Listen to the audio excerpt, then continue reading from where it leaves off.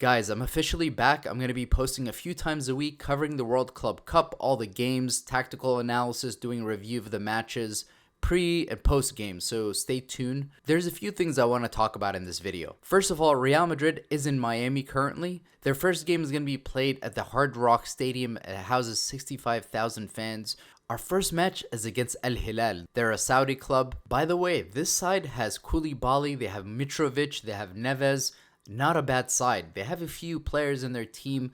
This isn't going to be a complete walkover, although they're in the Saudi league. And by the way, they just appointed Simone Inzaghi. So again, a side with a decent manager, a few key players who played at high levels in Europe. But Real Madrid should be comfortably winning this match. Now, there's a few things I want to talk about in this video. Talk about the formations, who's potentially going to be starting. Talk about the tactics, what Xabi Alonso may or may not do. But a good starting point in this video is Xabi Alonso's comments about the team pressing and being more aggressive without the ball. Now, this is something apparently it's being reported through multiple sources that Xabi Alonso said that he wants Real Madrid to press more and to work harder off the ball. It's no secret that last season that has been our biggest issue, is the lack of pressing, and even when there is pressing, it's one player pressing at a time. It's not a succinct team effort. And the first images we're seeing of Xabi Alonso on the training ground with the team, he's asking them to fight, to be more aggressive without the ball. You can see this in all the images. But again, the big question is, we all know who that guy is who doesn't want to press on our team. There's one guy,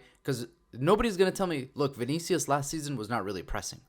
But before Mbappé arrived at Real Madrid, Vinicius used to press the ball. He used to work extremely hard off the ball. There was no complaints about the team pressing before Kylian arrived. But you cannot question the quality of Kylian Mbappé.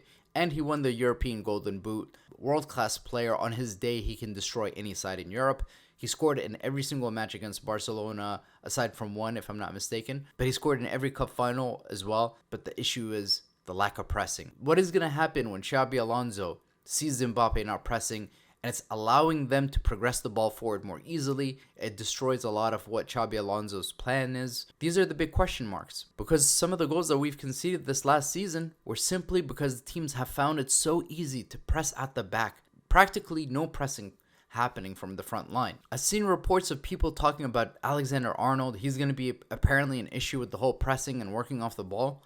But let's not forget, Jurgen Klopp had the most aggressive gegenpressing Liverpool side we've seen in such a long time, and Trent was a key part of that. Think about how much Trent contributed to Klopp's attack and how critical he was, helping them in the build-up phase as well as assisting so many of those chances. Talk about a generational player on the ball. That's exactly what Trent is. And we've seen with Liverpool that Trent can slot into a side and do very successfully, and he does his part in terms of working off the ball. But again, it's all about a team effort. I have no doubt that Trent coming to Real Madrid, he knows what the standards are. The big thing about the World Club Cup is that Real Madrid really wants to win this tournament. There's a reason why Real Madrid went with Xabi Alonso as the manager for this tournament, and they didn't go with Carlo Ancelotti, and they brought on Dean Huijsen, and we paid extra to have Trent come into the team, is because Real Madrid wants to win the World Club Cup. But of course, Ferland Mendy still injured. Eder Militão still injured. Dani Carvajal likely will not play a single minute of this World Club Cup. So without having a really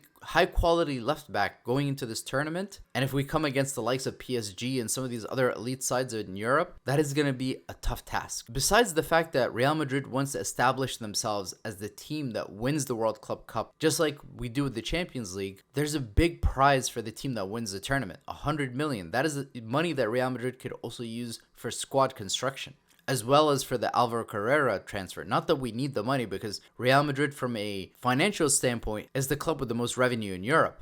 But you wouldn't know it with the way we spend our money in the transfer market. Now, the big question is, will Trent, will Dean Huijsen both play? Everything seems to indicate that both of them will start. Antonio Rudiger is coming off a surgery. It's unclear if he's made a full recovery yet. It's more than likely it looks like Dean Huijsen and Raul Asensio will be the center back pairing. And if both of them were to start together, it looks like Real Madrid is going to play with a 4-3-3 formation. But like Xabi Alonso said in his press conference, in the modern game today in football, formations are very fluid. A 4 in the back could easily turn into a 5. A 5 can easily turn into a 4. It depends on the shape. It depends on the opposition, how they're pressing you. It depends on many different factors. So that is something that we can expect from Xabi Alonso, to be constantly making changes, shifting the formation, sometimes going with a double pivot, sometimes going with a single pivot, and looking at different options depending on what our opposition are doing. But to me, one of the biggest question marks is what happens with Rodrigo, what happens with Arda Güler, those two guys. Because Xabi Alonso said in his first press conference that he looks at Jude Bellingham as a midfielder. And that is a big change from what we saw under Carlo Ancelotti, because Carlo Ancelotti looked at Jude Bellingham more like an attacking midfielder, often playing right behind the striker. And if Jude Bellingham is truly going to be playing as a midfielder, that might open things up for a player like Arda to come in to play as a number 10, to play a little higher up the pitch and integrate him more. There were several confirmed reports of Xabi Alonso approaching Real Madrid to try and get Arda Güler on loan to Bayer Leverkusen when he was the manager. He's a huge fan of Arda, and it seems he wants to transform him into a more advanced midfielder.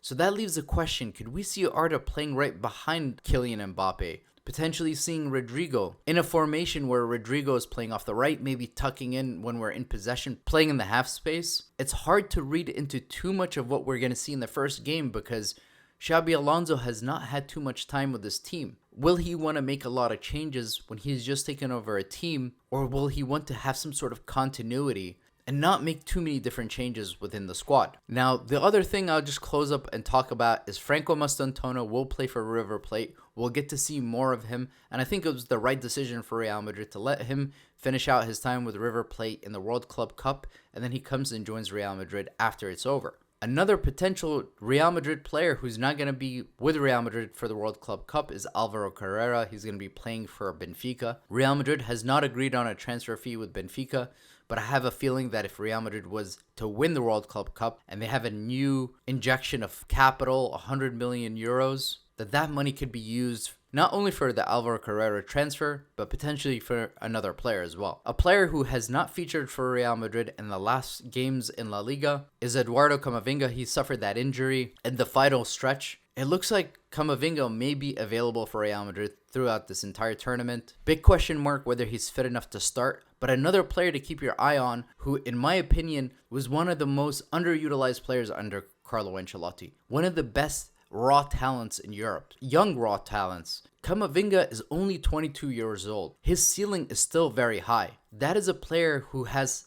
a lot of potential to keep improving and do big things in his career. Guys, the format of the World Club Cup, there's a group stage. It's very similar to the Champions League group stage.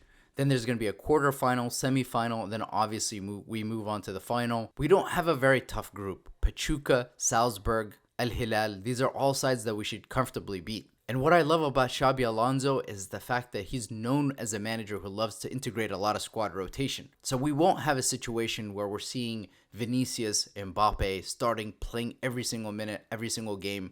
A lot of players like Fede in particular. That season, Fede, Jude, these guys being run into the ground. If we want to have a successful season, we need to have more squad rotation. Guys, let me know what you guys want to see. Do you want me to attend some of these matches and do more vlogs? Or would you like to see more analysis immediately following the game? I was thinking about going to the game against Salzburg, the one in Philly, and doing an entire vlog. Do you guys want to see more videos like that or more video analysis? Let me know in the comments. Thank you for watching, and Hala Madrid.